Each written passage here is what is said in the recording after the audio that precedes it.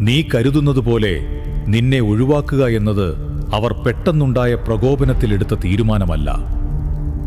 നാളുകൾക്ക് മുന്നേ തന്നെ അവർ അതിനുള്ള തയ്യാറെടുപ്പുകൾ തുടങ്ങിക്കഴിഞ്ഞിരുന്നു. ആത്മാർത്ഥതയോടെ നിന്ന നീ അത് മനസ്സിലാക്കിയില്ല. നിന്നെ വിഡ്ഢിയാക്കിക്കൊണ്ട് മറ്റു ചിലർക്കൊപ്പം അവർ ചേർന്നു തുടങ്ങിയ നാൾ മുതൽ അത് ബോധ്യപ്പെടുന്നതിനായി നിരവധി സൂചനകൾ ഞാൻ നിനക്ക് തന്നിരുന്നു. എന്നാൽ സ്നേഹത്തിന്റെ അന്ധത ബാധിച്ച നിനക്ക് അതൊന്നും തിരിച്ചറിയാൻ സാധിച്ചില്ല. നിനക്ക് തെളിവാകുന്ന രീതിയിൽ തന്നെ പല കാര്യങ്ങളും ഞാൻ എത്തിച്ചിരുന്നു. അപ്പോഴൊക്കെയും അവരുടെ വാക്കുകളെ വിശ്വസിക്കാനായിരുന്നു നീ താൽപ്പര്യപ്പെട്ടത്.